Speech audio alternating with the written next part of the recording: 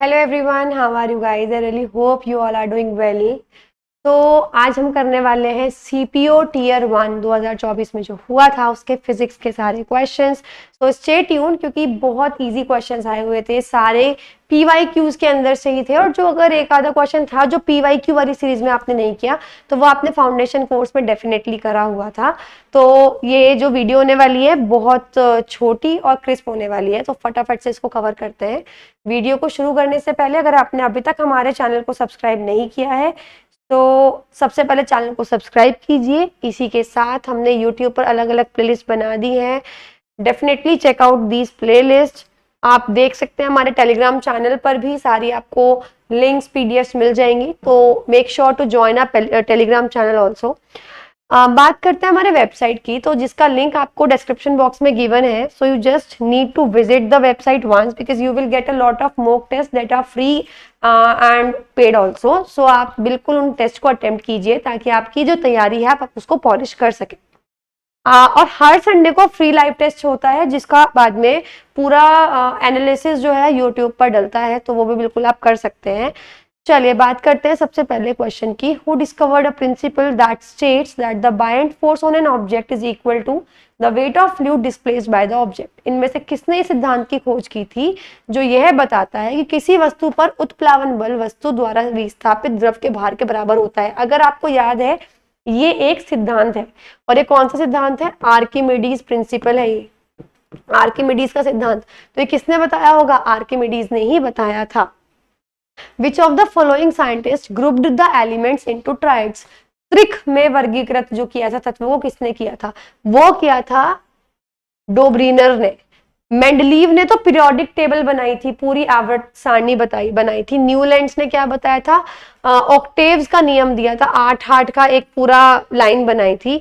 Henry मूजले ने modern periodic table बनाई थी। Which of the following is not an example of inertia at rest? इनमें से कौन सा विरामावस्था में जड़त्व का उदाहरण नहीं है?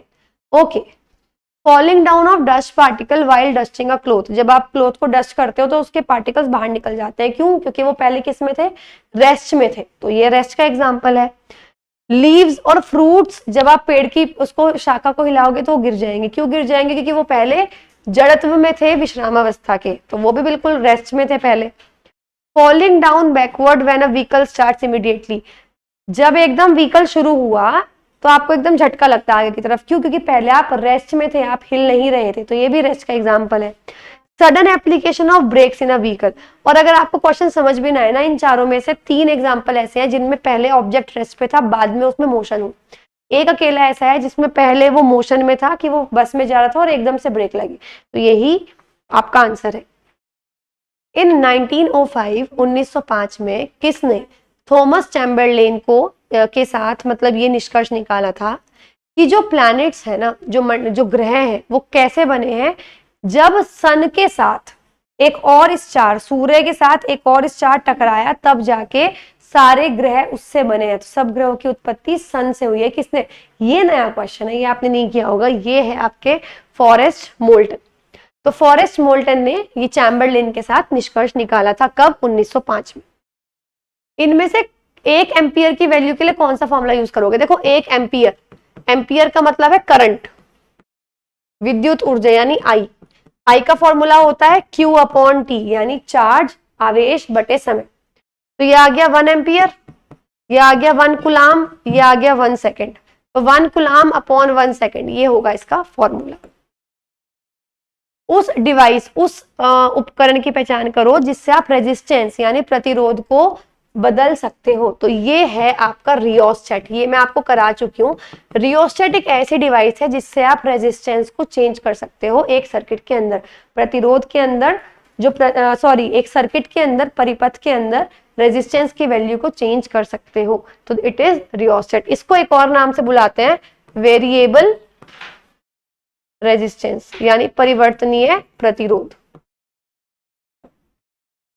Which of the following forces can be applied only when an object comes in contact with another object, इनमें से वो कौन सा बल है जो सिर्फ तब लगता है जब एक वस्तु दूसरे वस्तु के संपर्क में आ जाती है, टच होता है।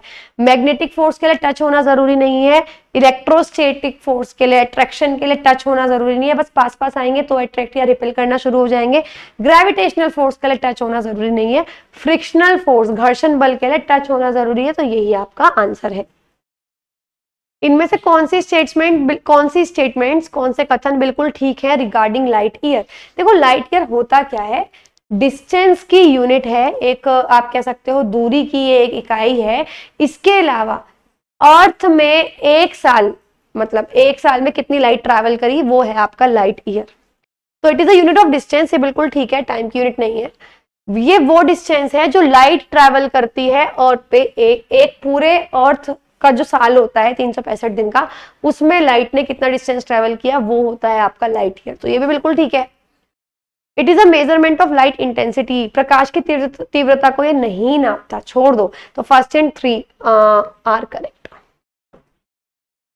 Who among the following physicists invented voltaic pile, the forerunner of modern battery in 1800? इनमें से कौन से वैज्ञानिक ने इन्वेंट किया था वोल्टाइक पाइल? वोल्टाइक पाइल क्या है? जो मॉडर्न बैटरी को चलाता है, उसका फोररनर यानी उसका पूर्वगामी, यानी उसका जस्ट प्रीवियस वर्जन। तो वोल्टाइक है ना, यहां से नाम आपको पता लग रहा होगा, वोल्टा, एलेसेंड्रो वोल्टा। अच्छा, इनमें से कौन से फिजिसिस्ट यानी भौतिकविद और उनकी कॉन्ट्रीब्यूशंस गलत हैं? सबसे पहला है एल्बर्ट आइंस्टीन। एल्बर्ट आइंस्टीन ने फोटो इलेक्ट्रिक इफेक्ट का एक्सप्लेनेशन दिया था, बिल्कुल ठीक है। अगला है गैलीलियो गैलीली, जिन्होंने वेव थ्योरी, जी नहीं, गैलीलियो गैलीली ने तो न्यूटन का इनर्शिया वाला नियम दिया था, आप कह सकते हो, ये ग्रेविटेशन वाले चैप्टर में भी इनका रोल है, बट इनका वेव थ्योरी में नहीं है। वेव थ्योरी तो आप कह सकते हो बोहर ने एक्सप्लेन की थी, और भी बहुत सारे साइंटिस्ट थे, डी ब्रोगली थे, तो जिन्होंने वेवलेंथ बताई थी, बहुत सारे साइंटिस्ट थे, लेकिन वेव थ्योरी गैलीलियो गैलीली ने नहीं की थी। इनमें से कन्वेंशनल सोर्स ऑफ एनर्जी, यानी जो पारंपरिक स्रोत होते हैं, जो पुराने स्रोत हैं उसको कन्वेंशनल या पारंपरिक स्रोत बोलते हैं। जो नई ऊर्जा है, solar energy, wind energy, hydro electricity, ये सारी एनर्जी कौन सी है? नॉन कन्वेंशनल, जो हमने खुद बनाई है, मैन मेड है। Solar power, geothermal energy, atomic energy, cattle डंग, जो गोबर होता है उससे जो एनर्जी निकलती है, बायोगैस बनाते हैं, फिर उसे यूज करते हैं, it is a conventional source of energy. Next, कौन से फिजिसिस्ट थे, कौन से भौतिकविद थे जिन्होंने रिलेशनशिप एस्टैब्लिश की थी between mechanical work and heat transfer, यानी ऊष्मा स्थानांतरण और यांत्रिक ऊर्जा। तो बेसिक यांत्रिक कार्य, तो वर्क का फॉर्मूला और हीट को किसने, आपने पढ़ा था ना, जूल्स लॉ ऑफ हीटिंग, कि कितना वो काम करेगा, H is equal to I square RT, और हीट और एनर्जी बिल्कुल इक्वल, हीट और वर्क बिल्कुल इक्वल होता है।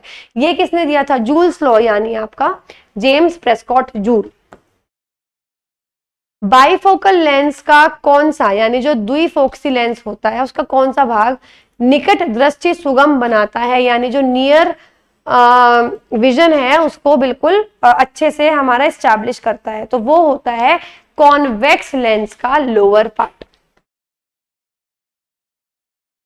ये वाला पार्ट, जिसकी मदद से हम निकट दृष्टि का कुछ भी देख पाते हैं, क्योंकि जब इस पे पास में ऑब्जेक्ट रखा होता है, इस तरीके से लाइट पड़ती है और वो यहाँ मिल जाता है, यहाँ पे इमेज बन जाती है। तो नीचे वाला पार्ट जो होता है वो आपका, बिल्कुल नीचे वाला, वो आपका इस चीज में हेल्प करता है। योयो के अंदर जब आप उसे छोड़ते हो वो गोल गोल घूमता है, लेकिन छोड़ने से पहले उसमें कौन सी एनर्जी होती है? आप उसे घुमाते हो ना, मतलब उसके अंदर आप जो योयो होता है उसके अंदर कौन सी, जितने भी विंड वो स्प्रिंग वाले टॉयज होते हैं, या जो ऐसे टॉयज जिसमें आप बाद में छोड़ते हो, तो बाद में काइनेटिक एनर्जी होती है, गतिज ऊर्जा होती है, लेकिन पहले क्या होती है? पहले होती है पोटेंशियल एनर्जी, यानी स्थितिज ऊर्जा। रो से किस चीज को आप डिनोट करते हो? इसको आप डिनोट करते हो रेजिस्टिविटी, प्रतिरोधकता, जिसको स्पेसिफिक रेजिस्टेंस भी बोलते हैं। तो ध्यान रखेंगे, it is known as electrical resistivity. इनमें से कौन सी तरंग है जो साउंड के साथ साथ बिल्कुल पैरेलल, अगर साउंड ऐसे जा रही है तो तरंग भी बिल्कुल पैरेलल ही जाएगी इसके साथ साथ? इनको बोलते हैं लॉन्गिट्यूडनल वेव्स, ठीक है, लंबवत तरंगे। इसके अलावा जो पैरेलल जाए, जो 90 डिग्री पे जाए, लंबवत जाए, उनको बोलते हैं ट्रांसवर्स वेव्स, ध्यान रखेंगे। Identify whether the statements about an earthquake are correct और इनकरेक्ट। इनमें से उस कथन की पहचान करो, ये बताओ कि अर्थक्वेक को लेके कौन सी स्टेटमेंट बिल्कुल ठीक है और कौन सी स्टेटमेंट बिल्कुल गलत है, या ये ठीक है या नहीं। तो देखो, सबसे पहली, when the stress on the edge overcomes the friction, जब जो कोर पर जो प्रतिबल लगता है वो घर्षण से आगे बढ़ जाता है। ये कोई किनारा है, इस पे फ्रिक्शन बढ़ रहा है, लेकिन क्या हुआ, अब स्ट्रेस फ्रिक्शन, भाई देखो ये ऐसे मूव कर रहा है, फ्रिक्शन इसको रोक रहा है, तो हमें अर्थक्वेक फील नहीं होगा। लेकिन स्ट्रेस बढ़ गया, अब ये बहुत ज्यादा आगे बढ़ गया, फ्रिक्शन बल इसको नहीं रोक पाया, तो हमें अर्थक्वेक महसूस होगा, अर्थक्वेक निकलेगा अर्थ से। तो बेसिकली ये है अर्थ, यहाँ पे स्ट्रेस डेवलप हो रहा था और ये थी फ्रिक्शनल फोर्स, ये रोक रही थी। लेकिन अब इसकी वैल्यू बहुत ज्यादा बढ़ गई, तो क्या होगा, अर्थ हिल जाएगी और हमें अर्थक्वेक फील होगा, ये बिल्कुल ठीक है।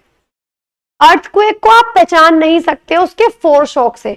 आपने सुना होगा अर्थक्वेक से पहले कुछ तरंगे निकलती हैं जो सिर्फ कुछ जानवर समझ पाते हैं, सुन पाते हैं, और वो परेशान हो जाते हैं, जैसे डॉल्फिन और डॉग और बैट।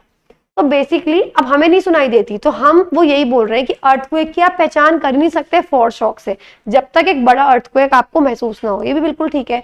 तो both statements 1 and 2 are correct.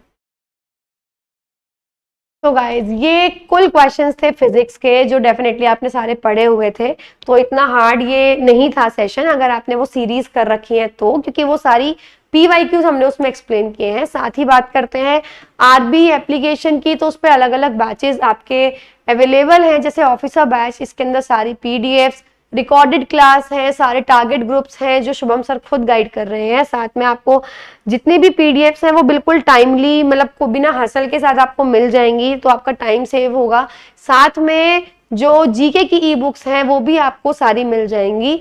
इसी के साथ GK का प्रॉपर फाउंडेशन कोर्स के लिए आप GK का स्पेशल बैच, जनरल अवेयरनेस का स्पेशल बैच में भी आप एनरोल कर सकते हैं। सो आप आज ही RB एप्लीकेशन को डाउनलोड कीजिए और डिफरेंट बैचेस में अपनी रिक्वायरमेंट के हिसाब से आप एनरोल कीजिए। So that's it for today guys. We will meet again in the next video. Till then have a good day and goodbye.